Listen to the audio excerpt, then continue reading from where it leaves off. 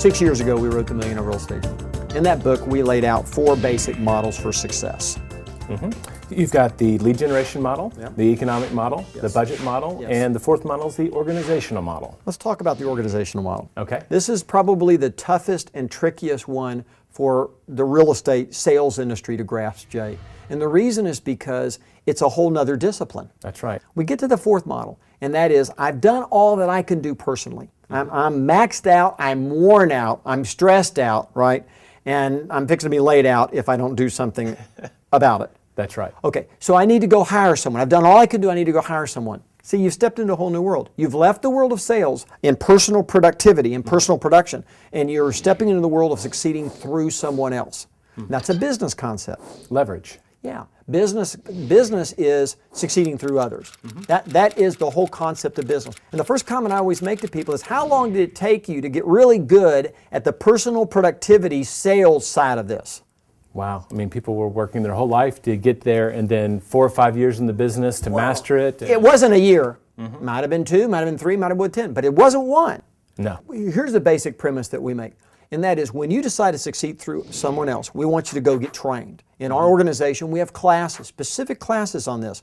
Go take those classes. Please go take classes in that, just like you took classes on how to list a house, how to work with a buyer, how to write a contract, how to do financing, how to handle a closing, how to handle inspection. You need to go take some classes on this, and it always amazes me that a real estate agent says, I'm going to hire someone, take no classes, and then hire. And then they walk around and say, boy, I got a great one. And you're going, well, you're either lucky or delusional. That's right. So what happens is you've done all you can do, and now you need help. Who do you hire first? Well, the first person we say is an administrator, right? Has the market changed that philosophy? Not at all. Okay. So we're going to hire an administrative person. If we hire the right person, they not only can manage their paperwork, but they can hire additional people that they can oversee.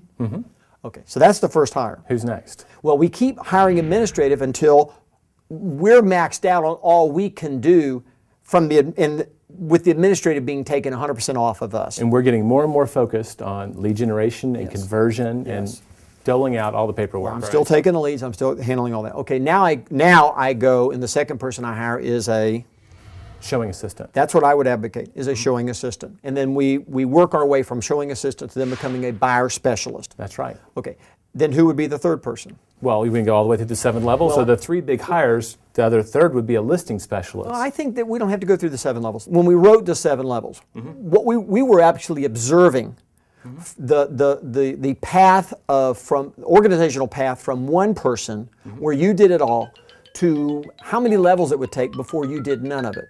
Right. And we identified that as 7 levels.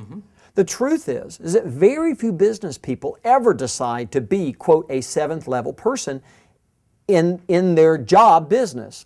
What does that mean? What does that mean? Just really quickly. Okay. 7th level means I don't do anything. That right. the business I've stepped out as an owner, and the business runs without me, and I'm somewhere else doing something else. And chances are one of those 3 is now running the business. Now, we said wherever your money is, be there. So even if it's a 7th level and you're out, it doesn't mean that you're not. The one person who's running it isn't reporting to you on a weekly basis, and you're not looking at the financials like a hawk trying to understand exactly what's going on. And if things are not what they should be, you're right back in their meeting. Dive back in. Well, at whatever level you need to make sure that those numbers are hit. And when I hear 7th level, it's not about escape and going to a beach somewhere.